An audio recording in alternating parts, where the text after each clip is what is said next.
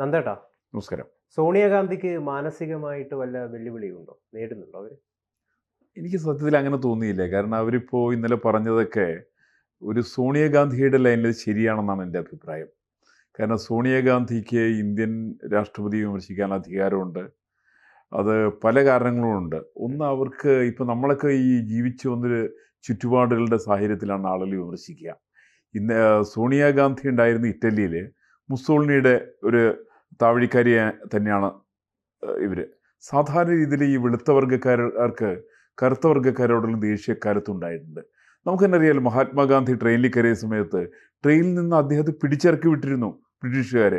സമാനമായിട്ടുള്ള രീതിയിൽ വലിയ ഒരു വംശഹത്യ നടന്നിട്ടുള്ള സ്ഥലമാണ് ഇറ്റലി. അവിടെ ഈ ഏറ്റവും കൂടുതൽ ഫാസിസത്തിന് ലോകത്തിൻ്റെ ഏറ്റവും വലിയ ദൃഷ്ടാന്തം ഇറ്റലിയാണ്. ഏറ്റവും വലിയ ഫാസിസ്റ്റ് മുസോളിനിയാണ്. മുസോളിനി ഭരണം വെച്ചുകൊണ്ടാണ് ഫാസിസം നടപ്പിൽ വരുത്തിയത്. ഈ ഫാസിസ്റ്റ് താവഴിയിലാണ് സോണിയാഗാന്ധി ഉള്ളത്. അപ്പോൾ അതുകൊണ്ട് അവർ ഇന്ത്യയിലേക്ക് വന്നു എന്ന് വിചാരിച്ചിട്ട് അവർ ഫാസിസ്റ്റ് അല്ലാതാകുന്നില്ല. അപ്പം അങ്ങനെ ഫാസിസ്റ്റ് ആവുന്ന സോണിയാഗാന്ധിക്ക് ഒരിക്കലും അവർ ഏത് കുടുംബത്തിൽ കല്യാണം കഴിച്ചാലും, അവർ നെഹ്റു കുടുംബത്തിൽ കല്യാണം കഴിച്ചാലും വേറെ കുടുംബത്തിൽ കല്യാണം കഴിച്ചാലും സ്വന്തമായിട്ടുള്ള അസ്തിത്വം അവർക്ക് വിടാൻ സാധ്യമല്ല.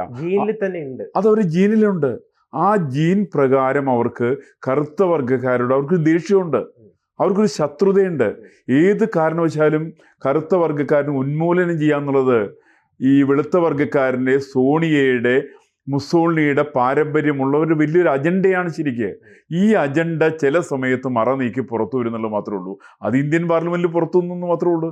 കാരണം അവർക്ക് സോണിയാഗാന്ധി ദ്രൗപദി മുർമുവിനെ കണ്ട സമയത്ത് അവർക്ക് ക്ഷീണം ഇല്ല എന്നുള്ളൊരു സാമാന്യ ബോധമുള്ള ആർക്കും മനസ്സിലാവും. പക്ഷേ സോണിയാഗാന്ധിക്ക് മനസ്സിലാവില്ല. കാരണം മനസ്സിലാവാതിരിക്കാനുള്ളത് അവർ ഉള്ളിലുള്ള ഈ ജീനാണ്. കറുത്ത വർഗ്ഗക്കാരോടുള്ള ശത്രുത, അത് പ്രത്യേകിച്ച് പട്ടിക വർഗത്തോടുള്ള ശത്രുത. ഈ ശത്രുതയാണ് സോണിയാഗാന്ധിയെ ഇതിനകത്ത് പ്രേരിപ്പിച്ചതാണ്. അത് കണ്ടപ്പോൾ സത്യത്തിൽ ഞാൻ മനസ്സിലാക്കുന്നത്, ഞാനൊരു ബോഡി ലാംഗ്വേജ് കണ്ട സമയത്ത് അവർ കലി തുള്ളുന്ന ഒരു പ്രകൃതമായിരുന്ന സമയത്ത്, അവർക്ക് ഈ രാഷ്ട്രപതിയെ കണ്ട സമയത്ത് അവർക്ക് എന്തൊരു ദേഷ്യം, എന്തോ ഒരു പക, ഇവരെ നശിപ്പിച്ചു കളയാനായിട്ട് മോഹം. ഒരുപക്ഷെ രാഷ്ട്രപതി ആവാൻ സാധിക്കാത്തതിന്റെ ഒരു വിഷമൊക്കെ ഉണ്ടാവും സോണിയയ്ക്ക് രാഷ്ട്രപതി ആകാതിരുന്നതിലുള്ള വിഷമം ഉണ്ടാകാം. അതിനോടൊപ്പം തന്നെ എനിക്ക് തോന്നുന്നത് ജന്മനാ ഉള്ളൊരു പ്രകൃതമുണ്ട്. അത് മുസോളിനിയുടെ പ്രകൃതമാണ്.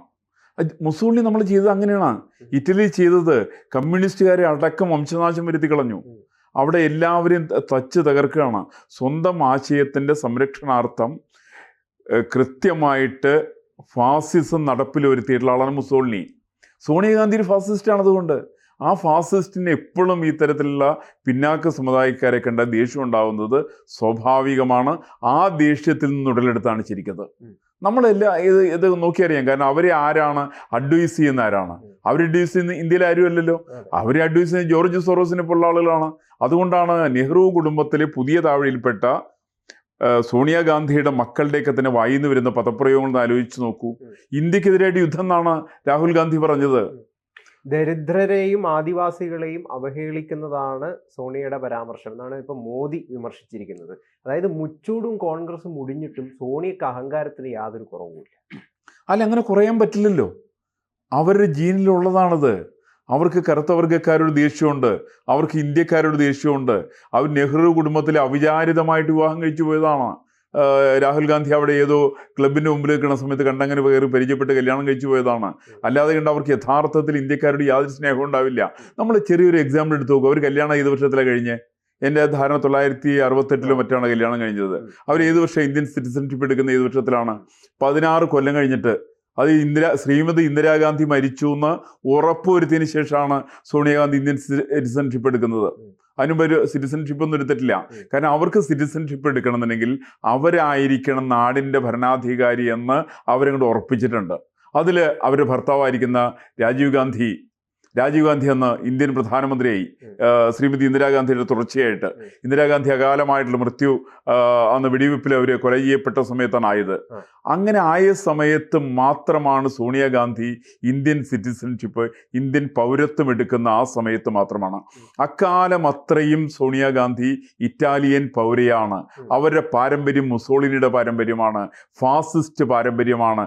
അവർക്ക് ഒരിക്കലും ഇന്ത്യയെ ഉൾക്കൊള്ളാൻ വേണ്ടി സാധ്യമല്ല. അത് നമ്മൾ പറയാറില്ലേ, ചില വരേണ്യ വർഗത്തിൽപ്പെട്ട ചില ആളുകളൊക്കെ ചില സാധാരണക്കാരൻ്റെ വീടുകളിൽ പോയിട്ട് ഭക്ഷണം കഴിക്കില്ല, ആ വീടുകളിൽ കയറി ഇരിക്കില്ല.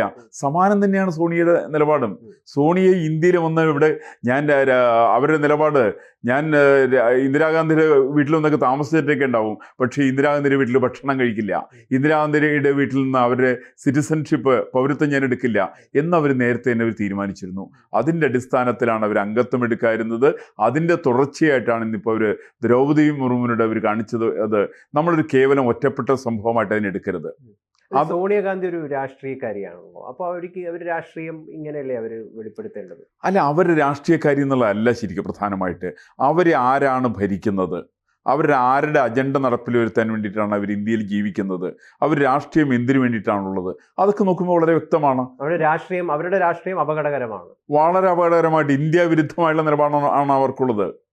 അവർ ഇന്ത്യക്ക് അനുകൂലമായിട്ട് ഒന്നും ചെയ്തിട്ടില്ലല്ലോ. അവർ ഇപ്പോൾ അടിയന്തരാവസ്ഥ കാലത്ത് അവർ നിലപാടെന്തായിരുന്നു? അവർ ഇന്ദിരാഗാന്ധിയുടെ കൂടെ നിന്നു. എന്തിനാണ്? ഇന്ത്യയെ തച്ച് തകർക്കാൻ വേണ്ടിയിട്ട്. ഈ നിലപാടായിരുന്നു ഇന്ദിരാഗാന്ധിക്ക് അക്കാലത്തുണ്ടായിരുന്നത്. അതിന് പോലും സോണിയാഗാന്ധിയുടെ സ്വാധീനം ഉണ്ടോ എന്നുള്ളത് നമ്മളൊന്ന് പരിശോധിക്കേണ്ടതാണ്. അപ്പോൾ സോണിയാഗാന്ധിക്ക് എക്കാലത്ത് അവർ മാത്രമല്ല, ഞാൻ നേരത്തെ പറഞ്ഞില്ലേ, അവരുടെ മകൻ്റെ നിലപാട്, അവരുടെ മകളുടെ നിലപാട്, ഈ നിലപാടുകളൊക്കെ ഇന്ത്യ വിരുദ്ധമാണ്. കോൺഗ്രസ്സുകാരൻ തന്നെ ഭരിക്കുന്ന ഹിമാചൽ പ്രദേശിനെതിരായിട്ട് പാർലമെന്റിൽ ഉളുപ്പില്ലാണ്ട് സംസാരിക്കുന്നൊരു സ്ത്രീയാണ് അവരുടെ മകളായിട്ടുള്ള പ്രിയങ്ക വാദ്ര. ഗാന്ധിയല്ല. ഇവരെങ്ങനെയാവും ഗാന്ധിയാവും? എനിക്കൊരു പിടുത്തവും കിട്ടുന്നില്ല. അല്ലെങ്കിൽ തന്നെ സോണിയാഗാന്ധിയല്ല, രാഹുൽ ഗാന്ധിയല്ല, രാജീവ് ഗാന്ധിയല്ല, ഇന്ദിരാഗാന്ധിയല്ല. ഇതൊക്കെ ഗണ്യന്മാരാണ്. പിന്നെ നമ്മളൊരു ഇടയ്ക്ക് അവർ സ്വയം ഇട്ട് വിളിക്കുന്ന പേരിന് നമ്മളാരും മാറ്റി പറയേണ്ടെന്ന് വിചാരിച്ചുകൊണ്ട് മാത്രം പറയാതിരിക്കുന്നതാണ്. സത്യത്തിൽ ഗാന്ധി എന്നുള്ള പദപ്രയോഗത്തിനോട് അവർക്ക് കടുത്ത ശത്രുതയാണ് അവർക്കുള്ളത്. ഗാന്ധിയെ അവർക്ക് ഇഷ്ടമേ അല്ല. അതുകൊണ്ടാണ് ഗാന്ധിയുടെ നാമം വേറൊരാൾ പോലും ഉച്ചരിക്കരുതെന്നുള്ള ഒരു നിശ്ചയദാർഢ്യത്തിൻ്റെ അടിസ്ഥാനത്തിലാണ് അവർ സ്വന്തം പേരിനോട് ചേർത്ത് വയ്ക്കാനുള്ള കാരണമാണ്. മഹാത്മാഗാന്ധി ജനങ്ങൾ മറക്കണം. മഹാത്മാഗാന്ധി ജനങ്ങൾ മറപ്പിക്കാനുള്ള ശ്രമം നടത്തിയാണ് അവർ. ആ ശ്രമത്തിൽ ഏകദേശം അവർ വിജയിച്ചു എന്നാണ് അവരുടെ കണക്കുകൾ ഇന്നിപ്പോൾ. അതുകൊണ്ടാണ് ഞാൻ നേരെ കഴിഞ്ഞ പുസ്തകത്തിൽ തന്നെ പറഞ്ഞു, മഹാത്മാഗാന്ധി ഏതിനൊക്കെയാണ് പ്രാധാന്യം കൊടുത്തത്, ആ പ്രാധാന്യം കൊടുത്തതിന് മുഴുവൻ ഇവർ തച്ച് തീർക്കുകയാണ്. മഹാത്മാഗാന്ധി വൈക്കത്ത് സത്യാഗ്രഹത്തിന് വരാൻ കാരണം എന്താ വെച്ചിട്ടുണ്ടെങ്കിൽ ഹിന്ദുക്കളുടെ ഇടയ്ക്കുള്ള ജാതി വ്യവസ്ഥയ്ക്കെതിരായിട്ട് നടത്തിയുള്ള സമരമാണ് വൈക്കത്ത് സത്യാഗ്രഹം. അതിലാണ് ഗാന്ധി പങ്കെടുത്തത്. ഇവരെങ്ങനെയല്ല പറയുന്നത് സനാതനധർമ്മം പാഴാണെന്ന് ഇവർ പറയുന്നത്. സോണിയാഗാന്ധിയുടെ പക്ഷം അത് തന്നെയാണ്, കോൺഗ്രസ്സുകാരുടെ പക്ഷം അത് തന്നെയാണ്. കെ സുധാകരൻ അടക്കം സനാതനധർമ്മത്തിനെതിരായിട്ട് പ്രതികരിച്ചിട്ടുള്ള ആളുകളാണ്. അതിന് കാരണം ഈ പറയുന്ന ആളുകൾ സോണിയാഗാന്ധിയുടെ നിലപാടിനെ അംഗീകരിക്കുന്ന രീതിയിലാണ് കേരളത്തിലെ കോൺഗ്രസ്സുകാരടക്കമുള്ളവർ. അപ്പോൾ സോണിയാഗാന്ധിയുടെ നിലപാട് ഒരിക്കലും ഇന്ത്യ അനുകൂല നിലപാടല്ല. അവർ ഇന്ത്യയിലെ സാധാരണക്കാരനെതിരാണ്, ഇന്ത്യയിലെ പട്ടിണിക്കെതിരാണ്, ഇന്ത്യയിലെ രാഷ്ട്രപതിക്കെതിരാണ്, ഇന്ത്യ സംസ്ഥാനയുടെ മഹാരാജ്യത്തിന്, ഭാരതം എന്ന് പറയുന്ന ഒരു മഹാരാജ്യത്തിന് അവർ ശക്തമായിട്ട് എതിരാണ് ശരിക്കുന്നത്. രാജകുടുംബ മനോഭാവമാണ് തലയിൽ മുഴുവൻ. അവർ തലയിൽ രാജകുടുംബം ഉണ്ടാകാം, അവരുടെ വ്യക്തിപരമായിട്ടുള്ള താല്പര്യങ്ങൾ അവർക്കുണ്ടാവാം, ജോർജ് സോറോസിൻ്റെ താല്പര്യങ്ങൾ ഉണ്ടാവാം, ഇൻ്റർനാഷണൽ ചില മാഫിയയുടെ താല്പര്യം അവരെ സംബന്ധിച്ചുണ്ടാകാം, ഒരു ഫാസിസ്റ്റ് മനോഭാവം അവർക്ക് നിലവിലുണ്ട്. ഇതിൻ്റെ എല്ലാം കൂടി ഒരു സമ്മേളിത രൂപമാണ് സോണിയാഗാന്ധി എന്ന് പറഞ്ഞാൽ. നമുക്കിത് ഇന്നാന്ന് പറയാൻ വേണ്ടി സാധ്യമല്ല. അവർ പറയുന്ന ഒരു ദ്രൗപദി മുർമുവിനാണ് അസുഖമെങ്കിൽ ആരായിരുന്നു വിദേശത്ത് ചികിത്സിക്കാൻ പോയത്? ദ്രൗപദി മുർമു ആണോ? അല്ലല്ലോ. വിദേശത്ത് ചികിത്സിക്കാൻ പോയതൊക്കെ ആ കഥയൊക്കെ എല്ലാവർക്കും അറിയാവുന്നതാണല്ലോ. ഈ പറയുന്ന സഹോദരി തന്നെയാണല്ലോ അവിടെയൊക്കെ പോയത്, കാലങ്ങളോളം അവിടെ പോയി. എന്താണ് അസുഖം അവർ ഇന്നും വെളിപ്പെടുത്തിയിട്ടില്ലല്ലോ. എന്താ സോണിയാഗാന്ധിയുടെ അസുഖം? അവരെന്താ വെളിപ്പെടുത്താതെ? അങ്ങനെ സ്വന്തം അസുഖം വെളിപ്പെടുത്താതെ കണ്ട് പാർലമെന്റിൽ ദ്രൗപദി മുർമുവിന് ക്ഷീണം കാരണം ഈ ഇത്തരം വിഷയങ്ങൾ സംസാരിക്കാൻ സാധിക്കുന്നില്ല എന്ന് പറയുന്ന സോണിയാഗാന്ധിയുടെ നിലപാട് അത് അല്പത്വം നിറഞ്ഞതാണ്. മകള് പ്രിയങ്ക ഗാന്ധി വന്നിട്ടുണ്ട് രംഗത്ത്. അവർ പറയുന്നത് അമ്മയ്ക്ക് 78 വയസ്സായി, അപ്പോൾ അമ്മയ്ക്ക് മനസ്സിലാകും ഒരാളുടെ ഒരു മാനസികാവസ്ഥ. ഇത്രയും ദൈർഘ്യമേറിയ ഒരു പ്രസംഗം നടത്തുകയും അതിൻ്റെ അവസാന ഭാഗത്ത് അവർക്ക് ക്ഷീണം തോന്നിയതായിട്ട് അനുഭവപ്പെട്ടു. അതുമാത്രമാണ്, വളരെ സ്നേഹപൂർവ്വമാണ് അമ്മ പറഞ്ഞത്. അമ്മയെ നിങ്ങൾ ഇങ്ങനെയൊന്നും കളിയാക്കരുത് കേട്ടോ, അമ്മയെ മാധ്യമങ്ങൾ അമ്മയുടെ വാക്കുകൾ വളച്ചൊടിക്കുന്നു, ഇതൊക്കെയാണ് പ്രിയങ്ക പറയുന്നത്. അല്ല, പ്രിയങ്ക ഗാന്ധി നമ്മളതിനകത്ത് കുറ്റപ്പെടുത്തേണ്ട ആവശ്യമില്ല. കാരണം അവർക്ക് ഇന്ത്യ മഹാരാജ്യം ഭരിക്കുന്ന ആരാന്ന് അവർക്ക് അറിഞ്ഞുകൂടാ. അവർക്ക് സത്യത്തിൽ അറിയില്ല കേട്ടോ. അവർക്കിപ്പോൾ കേരളം ഭരിക്കുന്ന ആരാന്ന് അവർക്കറിയില്ല. അവർ ധരിച്ച് ഹിമാചൽ പ്രദേശ് BJP ഭരിക്കുന്ന ധരിച്ചത്. അവർ ധരിക്കുന്നത് ഉത്തർപ്രദേശ് ഇരിക്കുന്നത് മുലായം സിംഗ് യാദവ് എന്നാണ് ഇപ്പോൾ അവർ ധരിച്ചിരിക്കുന്നത്. കാരണം അവർക്ക് അറിയില്ല. അവർക്ക് ആരാ ബീഹാർ ഭരിക്കുന്നത്, ലാലു പ്രസാദ് യാദവ് ആണോ, നിതീഷ് കുമാറാണോ, ഒരു നിശ്ചയമില്ല. എനിക്ക് തോന്നുന്നു അവർ ധരിക്കുന്നത് ബംഗാൾ ഭരിക്കുന്നത് ഇപ്പോഴും ജ്യോതി ബാസു എന്നൊക്കെ അവർ ധരിച്ചിട്ടുണ്ടാവുക. അപ്പോൾ ഇത് അവർ 40, 50, 30, 20, 30 കൊല്ലത്തിന് മുമ്പായിട്ട് ഏത് കാര്യങ്ങളൊക്കെയും വല്ല വായിച്ച് പത്രത്തിൽ വായിച്ചിട്ടോ പാഠപുസ്തകങ്ങൾ പഠിച്ചിട്ടോ എന്തെങ്കിലുമൊക്കെ ഉണ്ടെങ്കിൽ അതൊക്കെയാണ് ഇപ്പോഴൊന്നും അവർ ധരിച്ചു വെച്ചിരിക്കുകയാണ്.